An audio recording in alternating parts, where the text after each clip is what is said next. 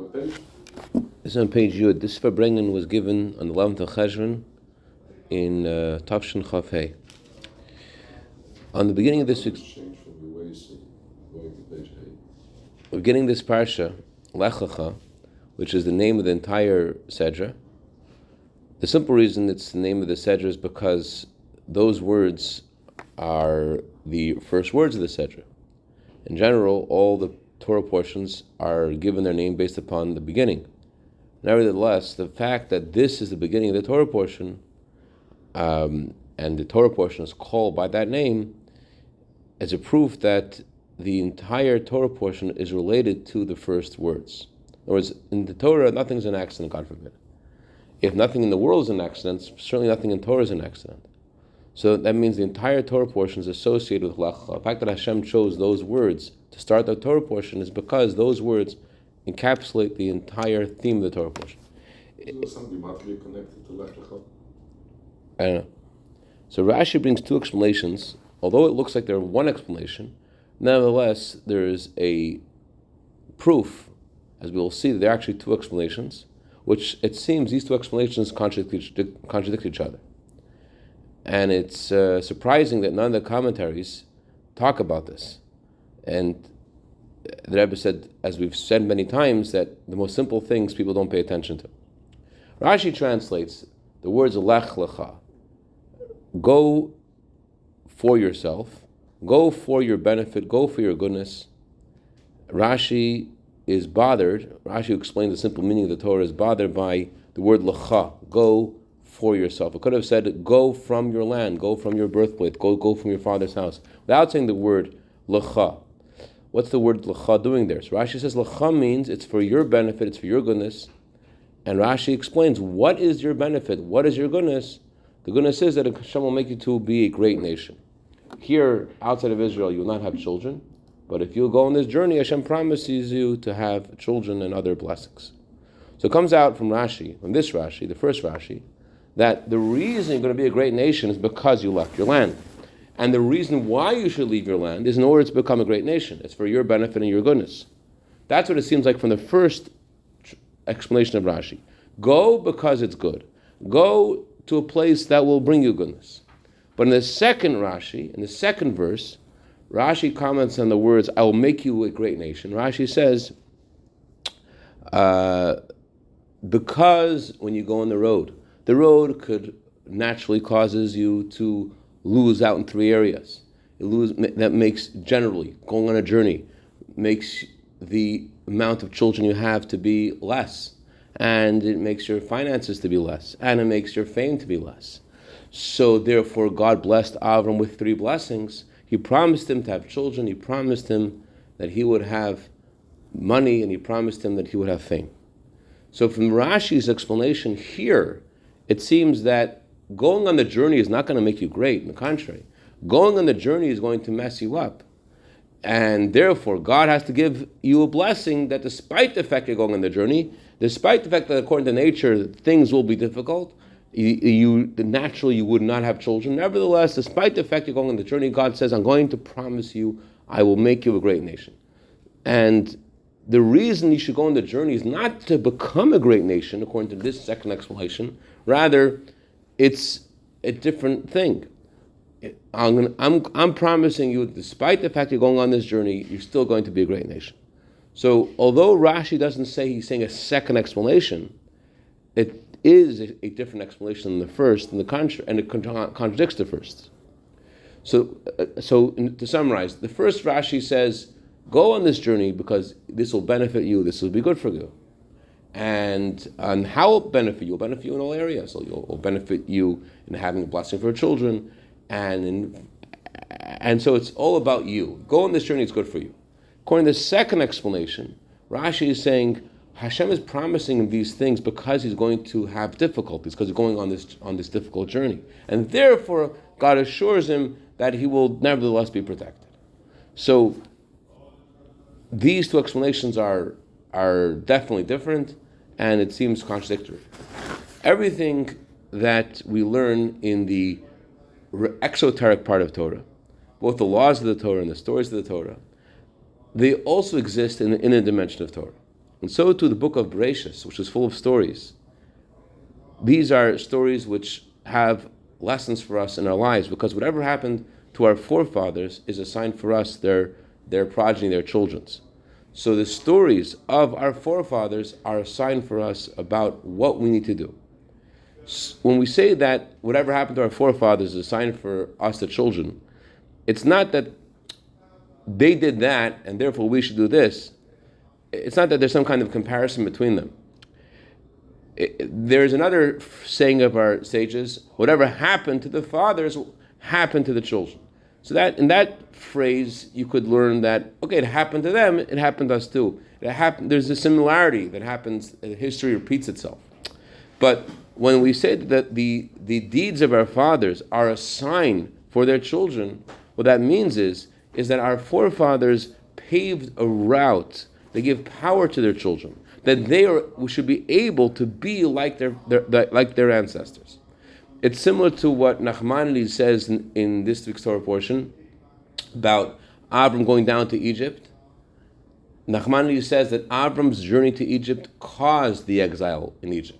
Abram leaving Egypt with great wealth, elevating all the sparks in Egypt, caused the Jewish people to later leave Egypt with great wealth.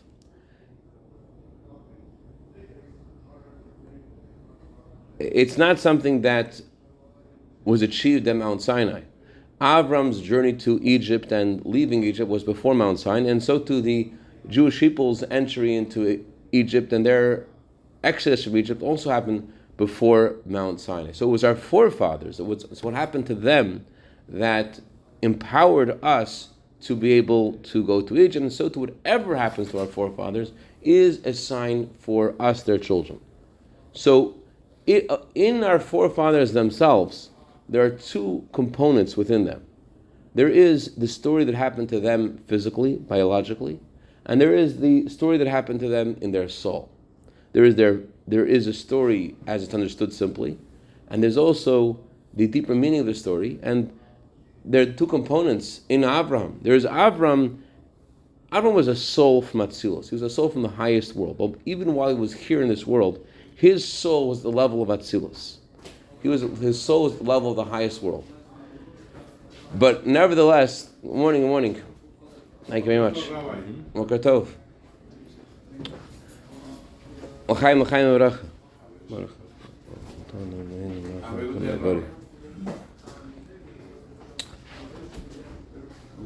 We're on. When Paro saw Abraham Avinu, and when Paro saw Moshe Rabbeinu, the Paro spoke to Moshe Rabbeinu. Who did Paro see? Paro saw a physical body. And not only did Paro see a physical body, but Avram's body himself, for Avram, he was affected by his body as well. As the famous story with the Mzitcha Magid, that he was bothered by the questions that he had about the Baal Shem Tov. He was bothered that he had questions about the Baal Shem Tov. And he fasted and prayed to figure out what was going on in him that was causing him to question the Baal Shem Tov, until he merited to be able to visit higher levels in Gan Eden, higher levels in heaven. And there in heaven, he saw Moshe Rabbeinu teaching children Torah. And Moshe Rabbeinu taught the children the verse, Avram Avinu laughed when God told him he'd have a child. So the children, of course, are wondering, how could it be that Avram Avinu is laughing when God's promising to have children? And the Moshe Rabbeinu explains to the children that all the explanations of Torah are true, and that every verse in Torah has to be understood in its simple sense, first and foremost. And the reason why Avram could laugh about God's promise is because of his body. Because his soul is in a body, so therefore he was wondering, how could it be that 100-year-old man like him is going to have a child? It was something that was incredulous, that he laughed about. So although his soul was from Atzilus, he still had a body too. So all the stories that happened to our forefathers happened both to their bodies and to their souls. So that means there was an Avram and a Yitzchak and a Yaakov alive in a physical body, and the very same thing that happened to them physically also happened to their souls. not only did it happen to the soul that's in the body, the soul of Avram in Avram's body, but the events of the Torah also happened to Avram's soul the way it is above a body, the way it is in Atzilus. A proof of this is from the story of Lecha. Avram Avinu is told by God to leave his father's home. Avram Avinu is a soul in a physical body, and what's going on? He's leaving his father's home. But if you look in the Alter Rebbe's Torah or in the Hasidic Parsha, what does it say over there? It says over there that Avram is connected to his divine level is Seichel Anam Korayim. He is the highest level of revelation of the intellect. And Avram's departure is about this revelation of this high light of his soul. So I think this answers a question that many of you have asked many times, like which one actually happened? Did the Hasidic story happen or did the physical story happen? The answer is both. There are two different stories. The Alter Rebbe is discussing the soul of Avram as it is in Atzilus, and the simple meaning of the Torah is discussing Avram in the physical body, how his soul is in a body. There are two stories. There's a story of Avram in a physical body, and the story of Avram in his the spiritual soul of Avram as it is divested from body, as it is in the world of Atzilus.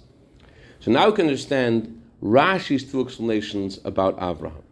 On the one hand, the first explanation of Rashi is, you should leave Israel. You know why you should leave Israel? Because it's good for you. It's beneficial for you. And the second explanation of Rashi, that Avram's just being told to leave Israel just because God said to leave Israel, and the fact that God makes all these promises to him is just because by departing from Israel, it would naturally cause him to lose out on all these things. Therefore, God assures him he won't lose out. So these two explanations of Rashi are respectively addressing Avram's soul and Avram's body. There is when the Rebbe gave this talk in 1965, there was a new manuscript that was just brought to the Rebbe, quoting a discourse that Tzemach Tzedek, who quotes the Al Shech Napanim Yafes. And the question that the Tzemach Tzedek mentions over there is, why was Avram told, hey, if you leave Israel, you listen to God, it will be beneficial for you, it will be good for you? Did Avram need the encouragement of like, oh, it's going to be worth it? Is there nothing else that would motivate Avram other than God telling him, by the way, you're going to get fame? Like, did Avram care so much about fame that, oh, you know how you get Avram to be enticed to leave Israel? Tell him he's going to become famous. It's similar to what the Alter Rebbe asks about Avram offering Yitzchak on the Akedah. When the Alter Rebbe said there were many people who gave their lives to Hashem, even though God didn't speak to them. Why is it so special that Avram did this? And the Alter Rebbe has to explain that the reason why Avram is unique is because of his alacrity. But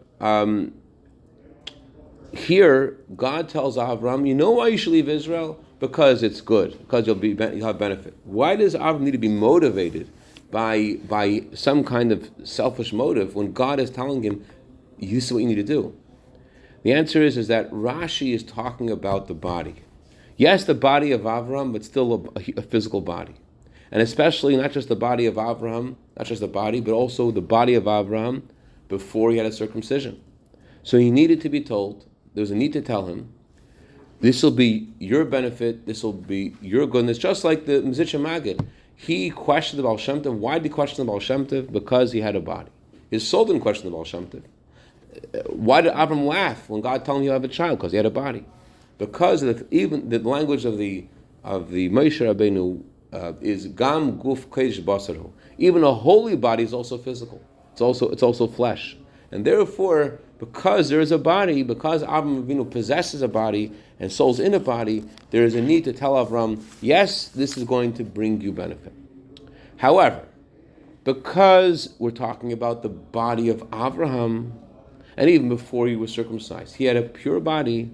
What is the benefit of Avram? What is the goodness of Avram? What does Avram look at as a good thing? When we're talking about the benefit of a Jewish body,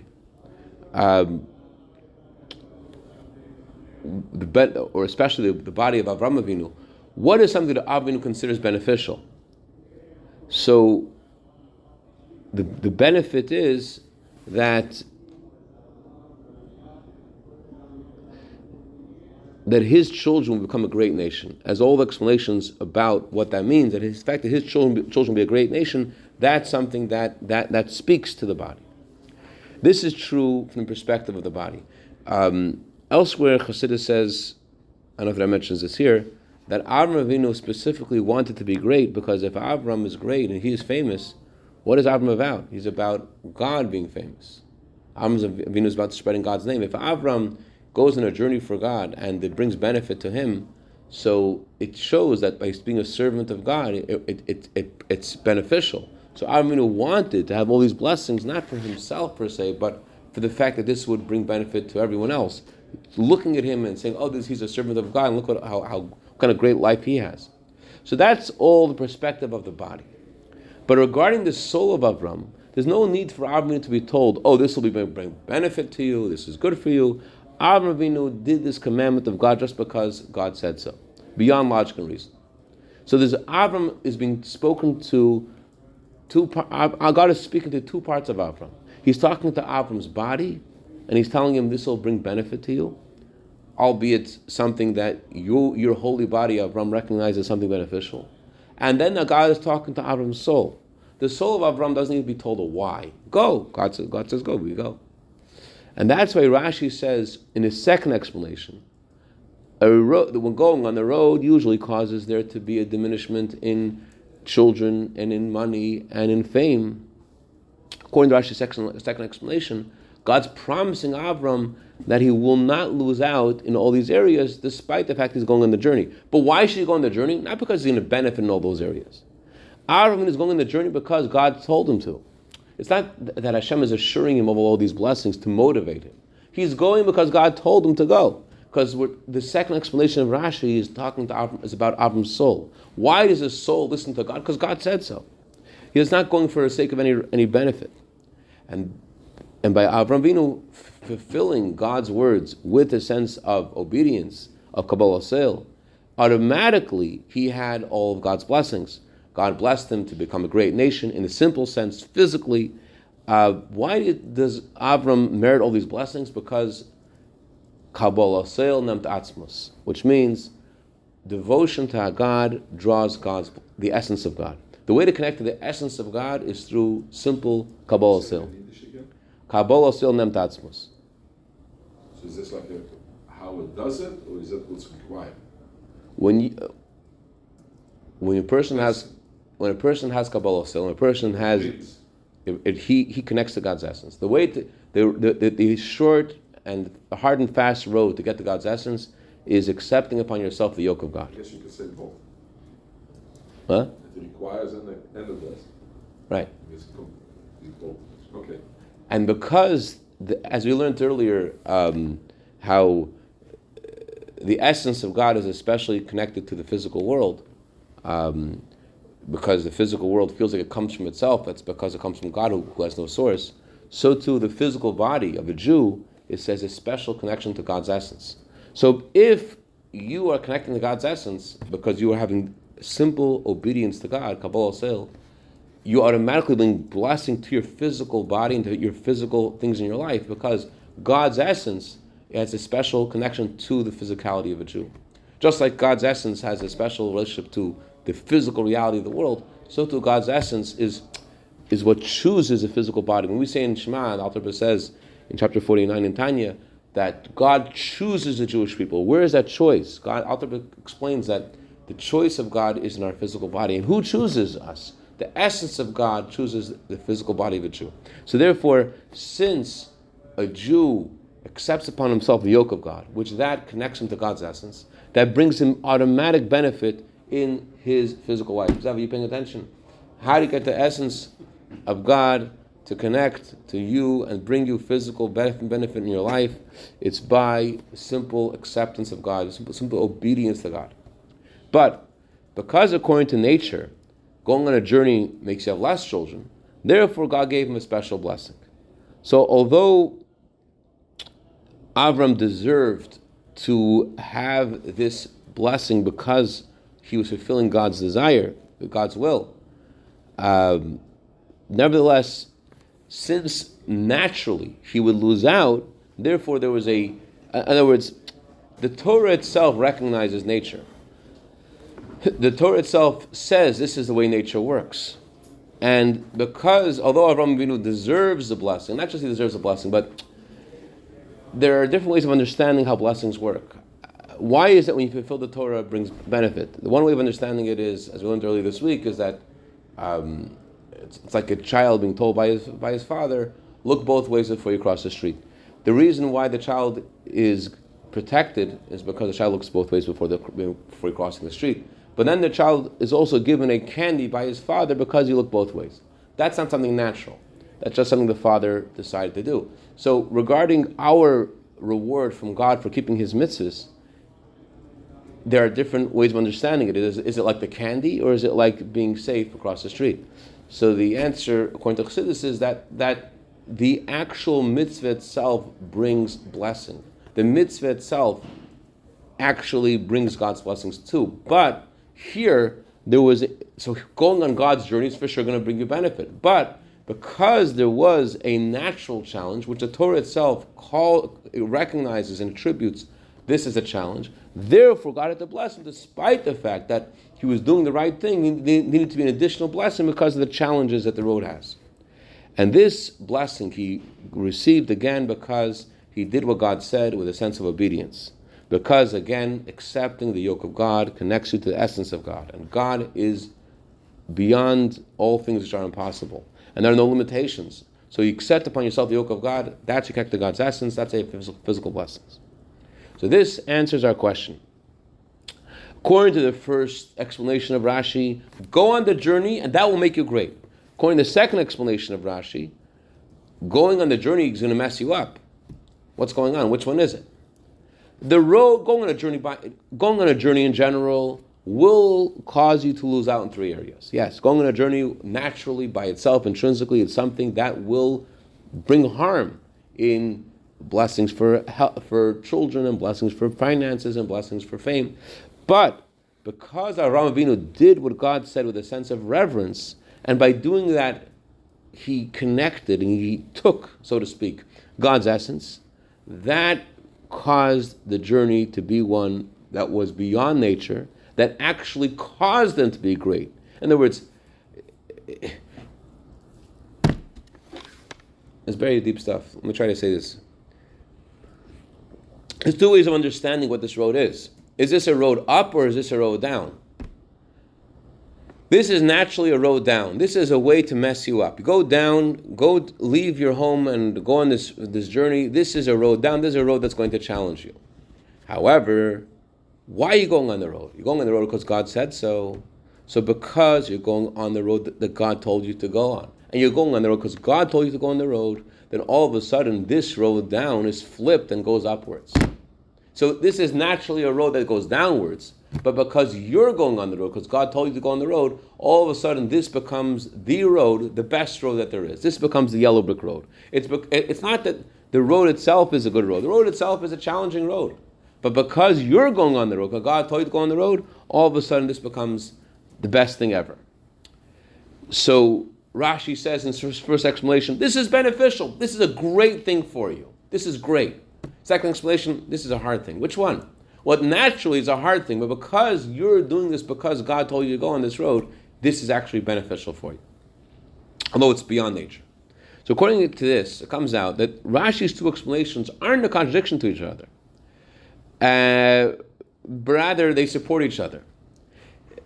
Rashi's first explanation, that God's instruction to Avram, go on this journey because it will bring benefit to you, that God's talking to Avram's body. And God's instruction to Avram, go on the journey because I said so, God's talking to Avram's soul. These two explanations, not only do not contradict each other, they support each other. Because Avram Avinu went physically for his own benefit,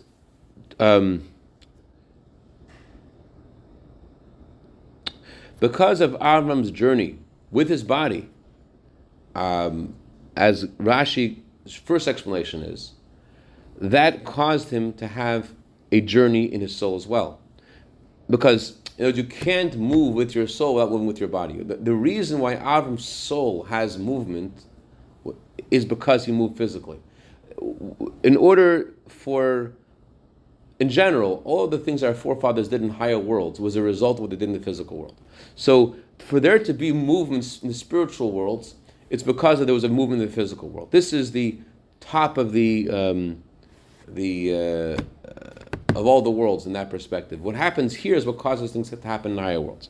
On the other hand, because Avram went to this journey with his soul said, I need to go on this journey because God said to go on this journey. That's what Avram said to himself. Because of this, that also brought benefit to his body as well. So because it's a little bit of a paradox. You do this because God said so, and by the way, this will bring benefit to you as well. Do this because God said so. Do this because your neshama wants to listen to God, and this will bring you benefit. So you listen to God because your soul says to listen to God, because God's talking to you. And that obedience itself brings all the blessings. What is the message for us in our lives? The Rebbe concludes this segment of Farbrengen and says as follows. The Rebbe, leader of our generation, the Rebbe is referring to the previous Rebbe, he sent emissaries. And he's also sending emissaries now. And he asks them that they should leave their land, leave their birthplace, leave their father's house, whether physically or spiritually. In other words, there are some people that Rebbe told them to actually leave Crown Heights and go to various places. And there are some people which are told spiritually, leave their desires, leave their habits, leave the things that they got, leave what they're used to because of their education. Artzacha, your land means your desires. Moiladcha, your birthplace means your habits. Your father's house means leave those things that you are accustomed to because of the way you were educated. There are some people that have a hard time doing this. But the end is that everyone will listen because no Jew will be pushed aside from Hashem, and everyone will eventually do their mission. But meanwhile, when a Jew is asked to leave his land, physically and spiritually, people right away begin thinking, what will I gain from this? Is this beneficial for me or is it not, God forbid? And that's what Rashi tells us, don't do it because of the benefit. Do it because God said so, and that will bring the benefit. And this is something that is asked from every single one of us, that we should leave our land, our birthplace, our father's house, leave all limitations.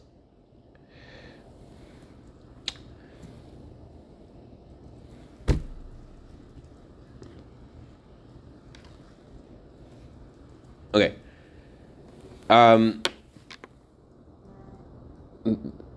Rebbe said this is not this is a heartache that Rebbe was saying we're speaking about this for 15 years already, meaning the Rebbe's assumed leadership 15 years before, and yet it's not reaching people. The one guy is sleeping, and one guy is looking around, and one guy's finding an excuse that I don't mean him. It's a heartache. That was just saying that we have to leave all limitations. And even those who think that they're in the highest level, and they say that their land and their birthplace, their father's house, they're all holy. Why should I leave those things? My land, I have a holy land, I have a holy father, my education is amazing. Why should I leave? So according to what the Alter says in Torah Or, the departure of Avram was from above to below. Avram descends from a higher place to a lower place.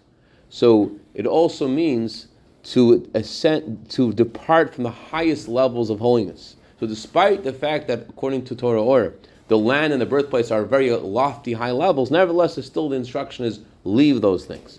So when the Rebbe concludes, when you fulfill this commandment with a sense of obedience, this will bring you benefit, this will bring you goodness in an open and clear way that you could see with your eyes. So it may not be look like it's beneficial, but just by accepting the mission the Rebbe gives you, that will bring benefit in all areas of life. L'chaim. That's amazing. Where are we going, Rabbi? The first place that to go is out of our desires and our habits, the Rebbe says. Lech Lecha.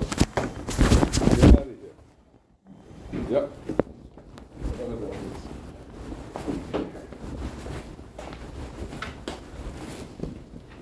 Morning, boss. Good morning.